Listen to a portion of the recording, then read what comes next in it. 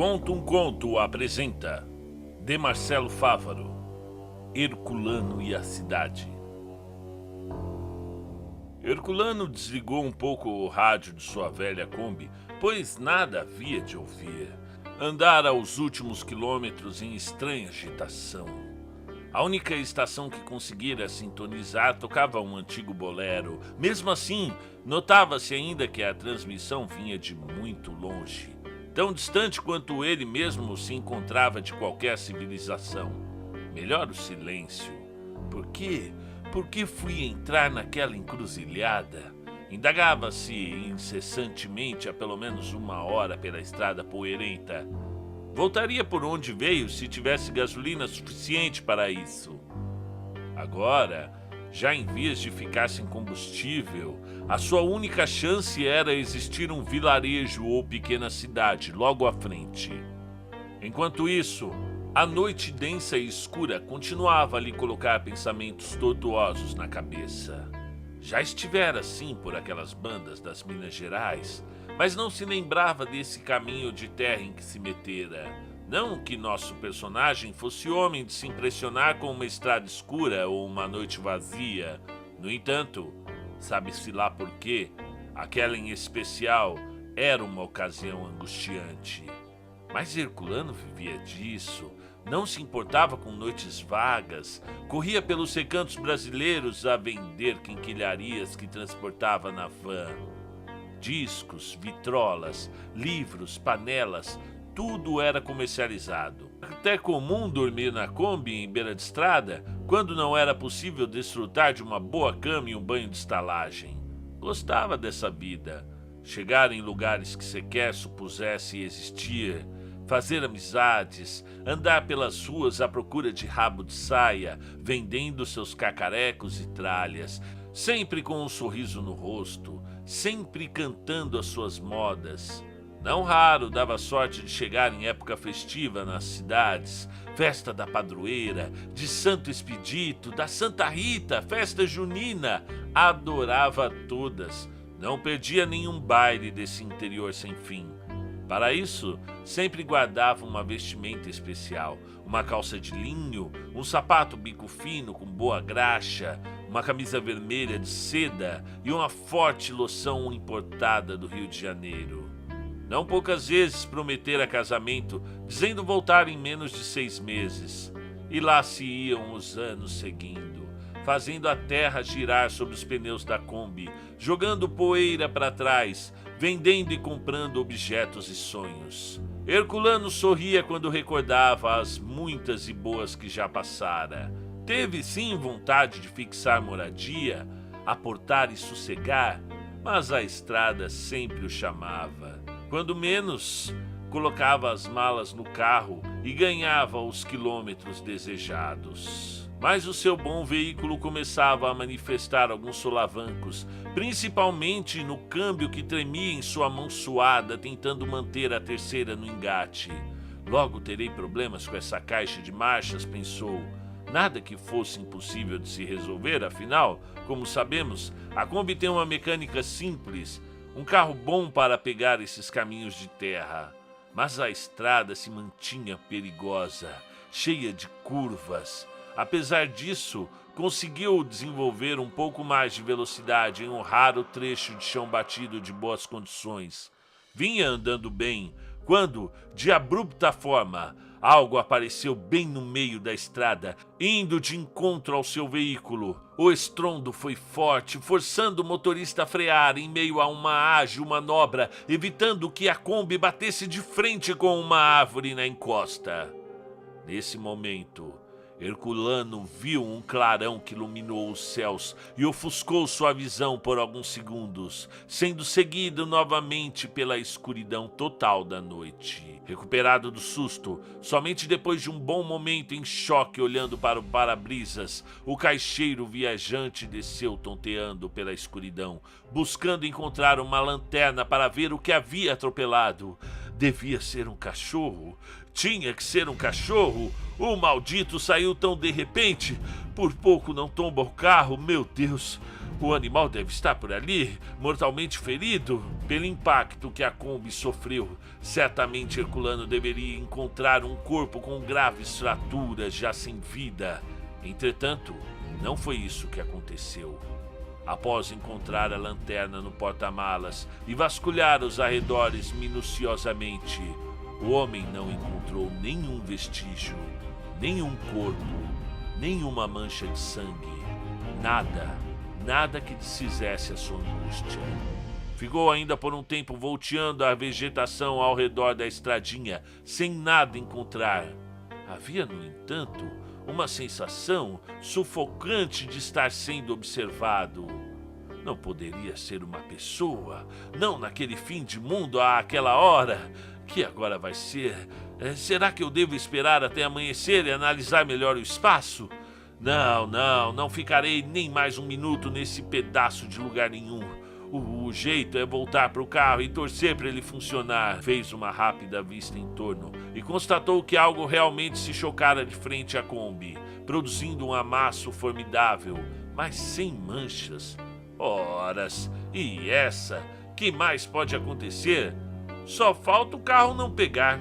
Bateu na chave e funcionou. Uma lanterna quebrada. Com 5 volts já era difícil. Imagine agora apenas uma lâmpada. Não enxergaria nenhum boi em sua frente. Mas não havia outra opção. Era seguir ou pernoitar ali mesmo.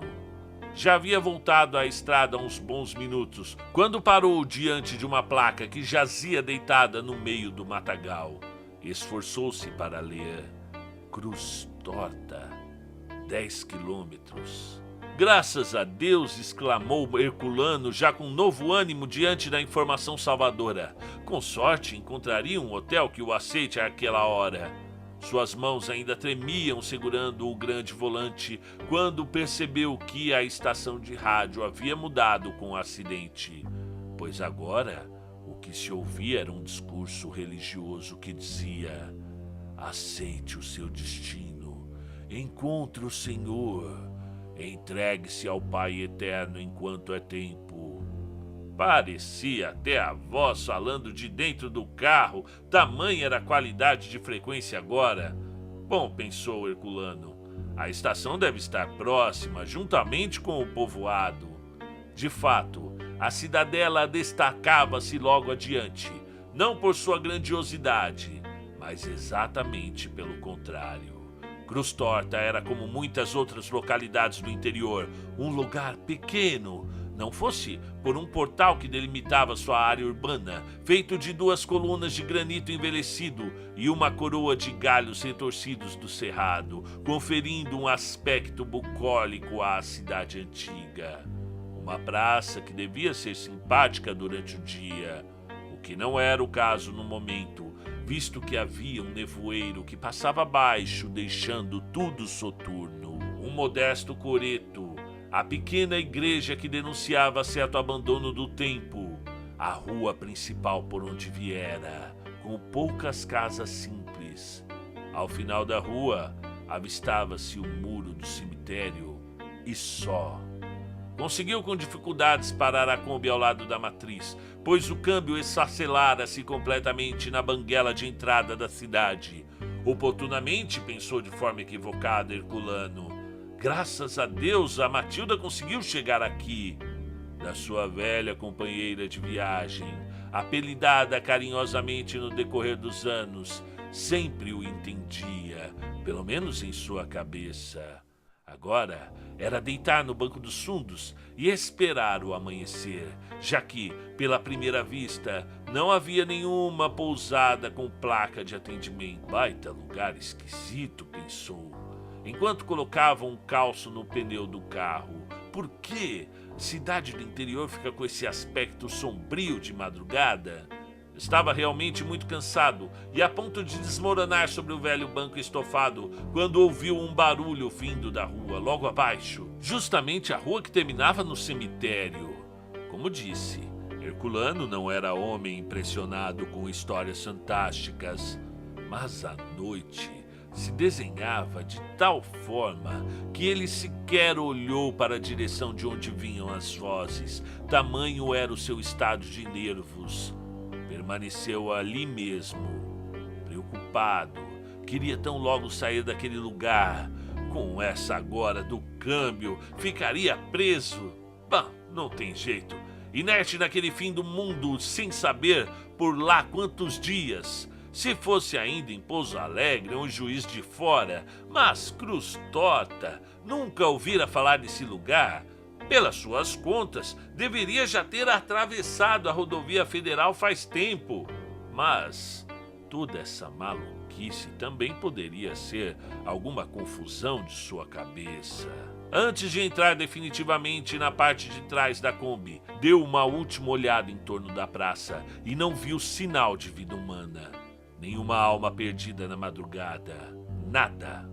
Deitou do jeito que estava acostumado e tentou dormir um pouco. Sobreveio um cochilo. 30 minutos depois, acordou assustado, como se algo houvesse esbarrado no carro. Tentou voltar a dormir, até que sentiu seu peito oprimido por um desconforto. Ficou incomodado, abriu os olhos e, por Deus, sua alma congelou. Porque ali, bem na única janela que não possuía cortina, jazia um rosto observando-o. Uma forma fantasmagórica mirava Herculano.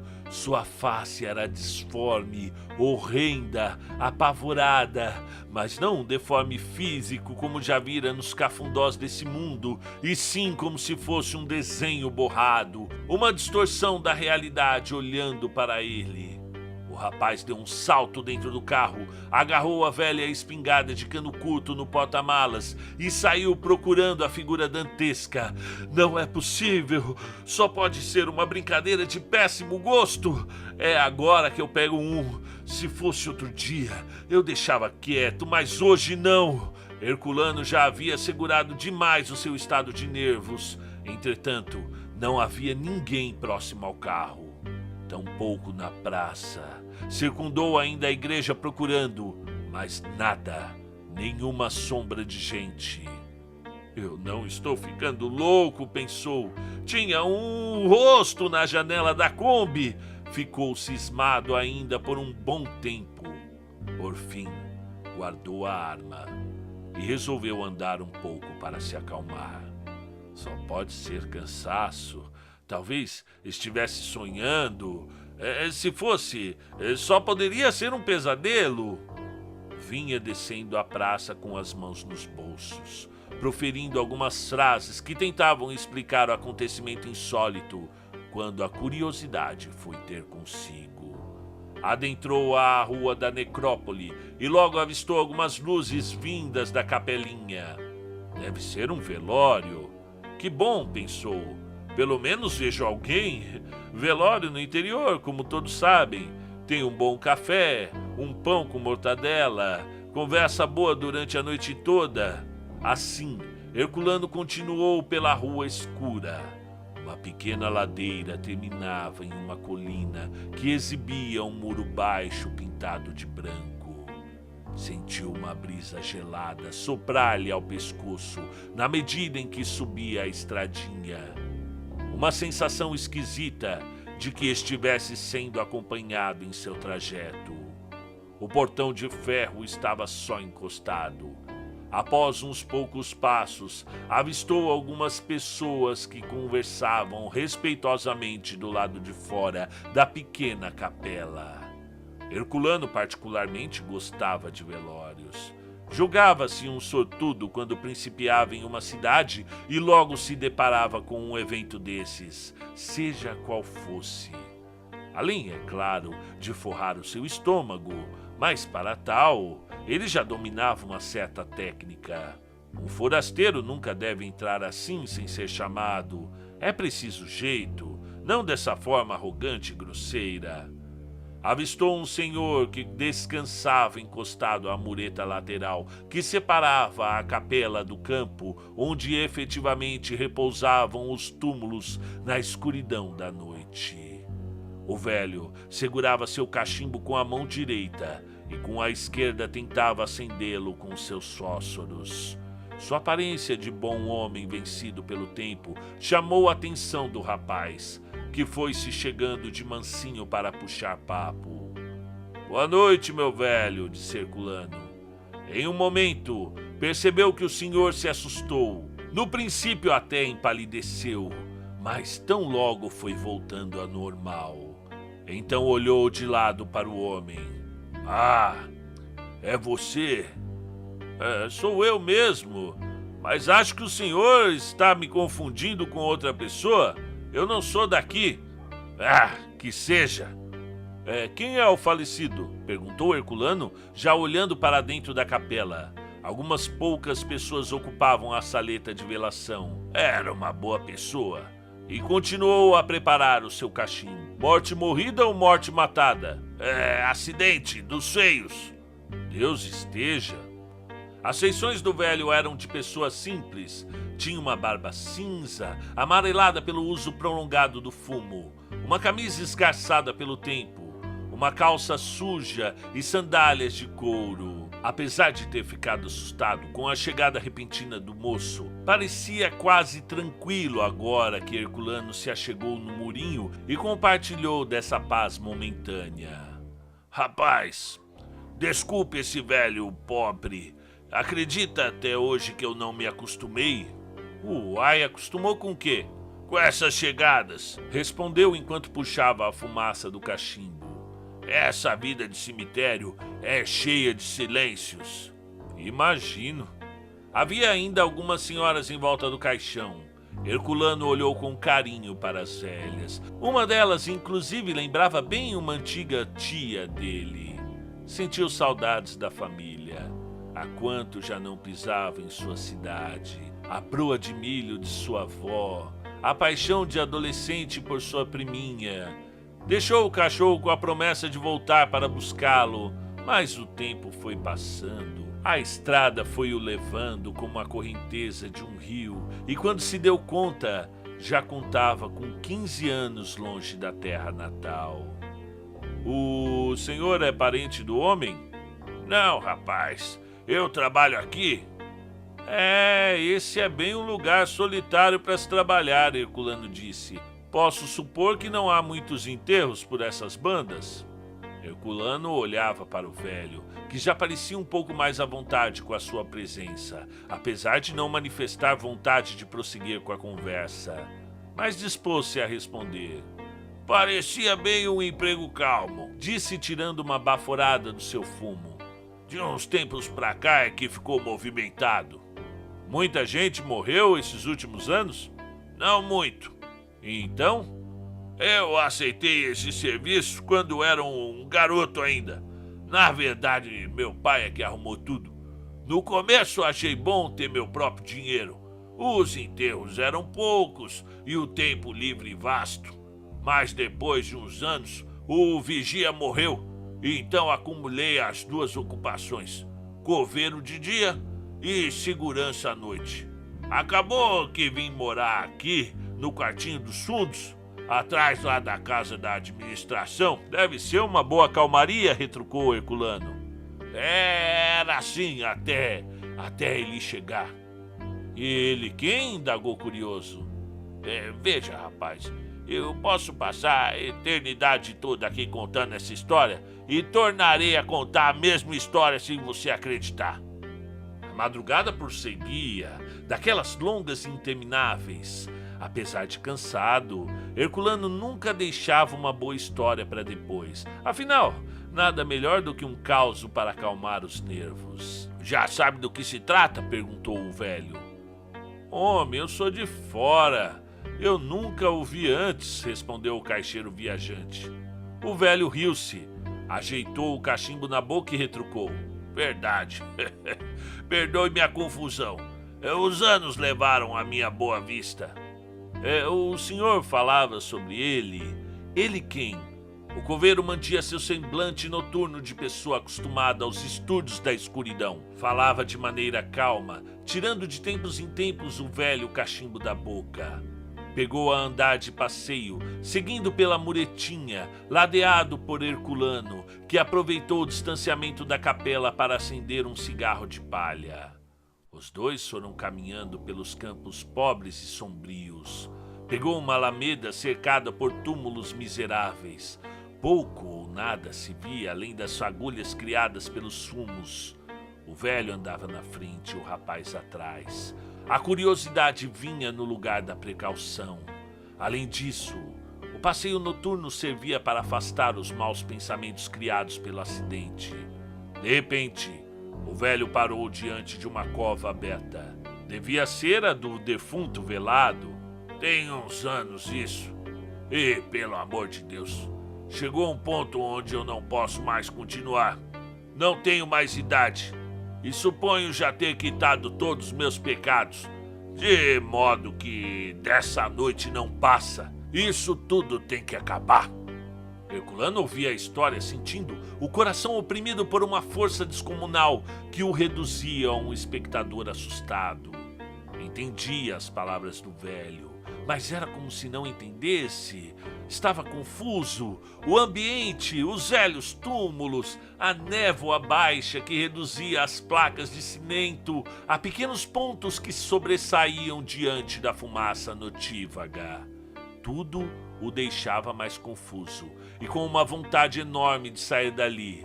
E o velho continuou. Estava na ronda noturna, que mais era um passeio para espairecer a cabeça. Era uma noite de quaresma, tal como essa, onde os ventos uivam e a noite parece mais fria. Eu estava caminhando, fumando meu cachimbo.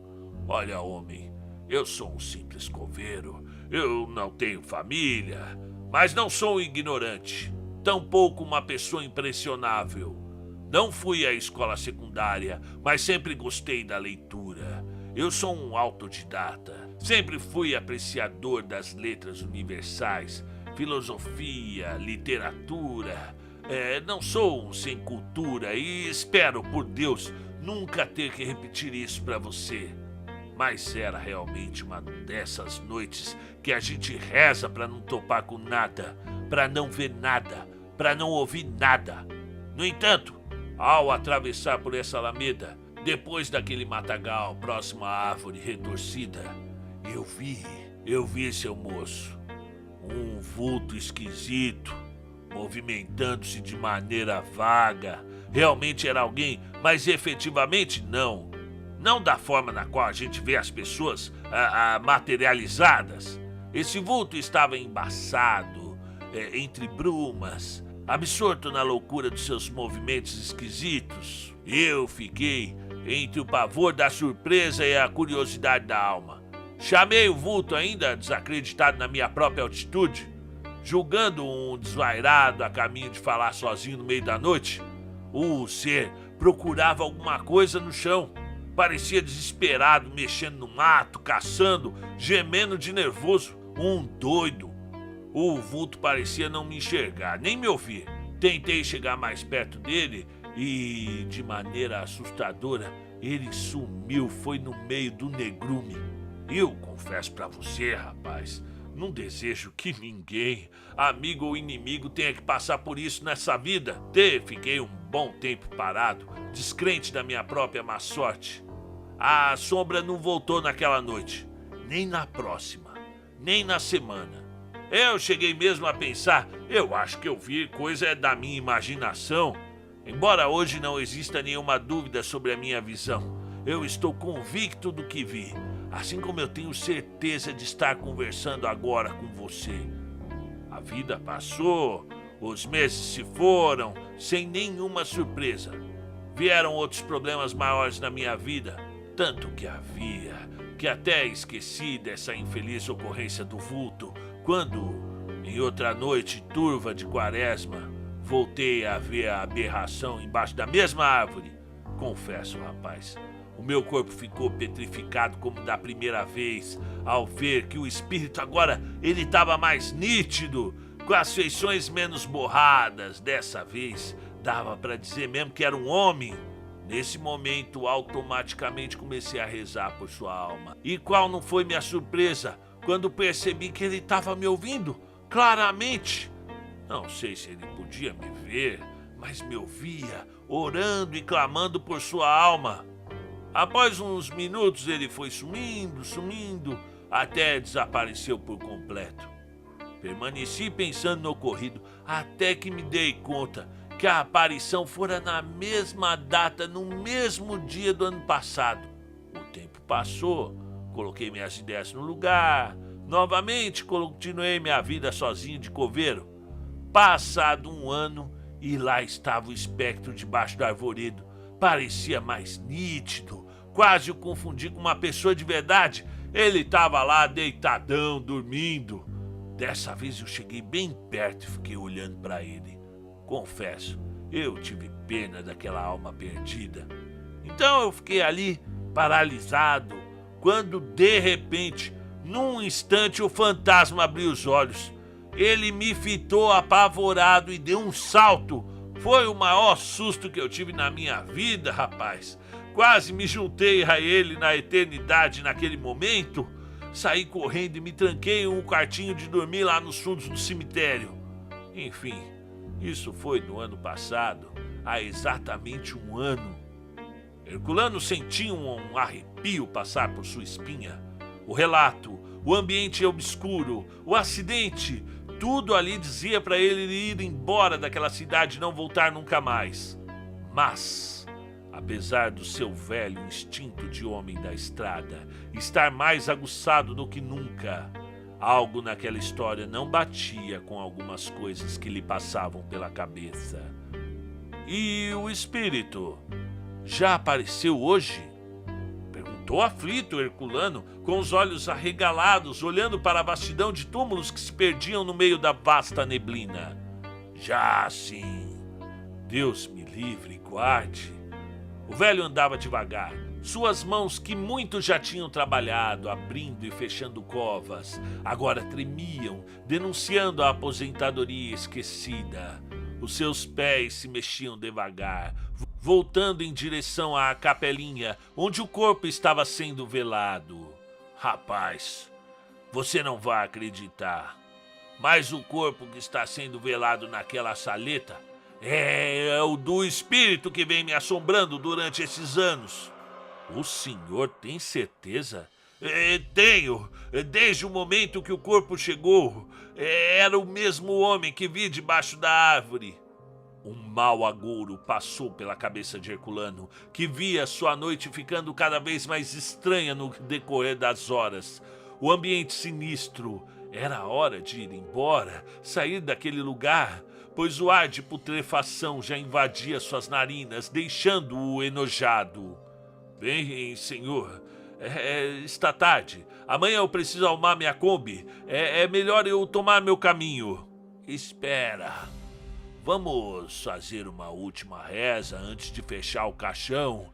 É prudente que você tome seu lugar, disse o velho, apontando para dentro da sala do velório. Eu não entendo, eu estou bem aqui. Eu insisto que você vá fazer uma última oração aos pés do morto. Ah, que seja, disse o rapaz, disfarçando a perturbação. Mas para que ir lá ver o defunto? Sequer o conhecia. As mulheres em volta estavam tão concentradas em suas rezas que sequer viram o homem entrar na sala de vedação. O caixeiro viajante foi se aproximando do morto, passando por entre as poucas pessoas, olhando fixamente para as velas que se esvaeciam. Parou diante do velho caixão de madeira e, por Deus, o desespero tomou conta de si. Apavorado por um sentimento angustiante, Herculano soltou um grito, deu 2 passos para trás e começou a tremer numa espécie de espasmo infernal. Permaneceu ele ali, congelado, olhando para o rosto do defunto. Desespero, medo, terror, os piores sentimentos se apossaram de seu corpo. A sua boca começou a salivar, os seus braços tremiam, os seus olhos ardiam. Herculano, tomado pela aversão sepulcral, vidrava o rosto do cadáver conhecido, que não era ninguém menos do que ele mesmo. Ali deitado no caixão jazia um corpo idêntico ao teu, inerte ao abismo da morte, pronto para ser enterrado. O paradoxo do encontro repulsivo com seu próprio fim o fez imediatamente tomar lugar do morto. Agora, vendo tudo da perspectiva do defunto, sentiu-se preso à matéria fria do cadáver. Impeliu-se a sair dali sem conseguir sequer mexer os dedos. Tentava gritar, pedir ajuda, tudo em vão. Apenas conseguia enxergar as pessoas em volta da esquife, observando-o com misericórdia. Sentiu a madeira dura onde estava deitado. As ideias se enumeravam de forma desordenada. O suor não descia, pois era inexistente. No entanto, sentia-se suando desesperadamente, procurando olhar por cima do peito em direção à saída. Quando percebeu o velho se aproximando com seu andar lento e suas mãos trêmulas. Tentou pedir socorro, mas não conseguia. O olhar calmo do senhor transmitia ainda mais insegurança ao caixeiro viajante. Rapaz, é preciso aceitar as circunstâncias da morte, disse o velho. Às vezes ela se desprende do entendimento. Que poderia ser agora essa conversa de morte? Tudo que Herculano necessitava naquele momento era arrumar sua Kombi e voar dali para nunca mais voltar. O velho, ao observá-lo, parecia entender suas indagações e continuou. Hoje eu compreendo o que aconteceu, Herculano. Eu lembro do teu caso. Seu acidente ocorreu há anos, menino. Um fazendeiro encontrou uma cabra atropelada no meio da estradinha. Parou a caminhonete e seguiu as marcas do pneu. A sua Kombi rolou a ribanceira. Ela estava esmagada no final do barranco. Pelo que o policial disse, você deve ter morrido na hora, menino. Eu mesmo o enterrei. E olha aqui você outra vez. Um ano após a sua morte, foi quando vi seu espectro procurando o corpo do animal. Era minha voz em orações quando você supôs ouvir do rádio. Quando assustou-se com o rosto te olhando dormindo, era a mim mesmo que observava. Você é o espírito que me aparece há anos e, por Deus, isso tem que acabar.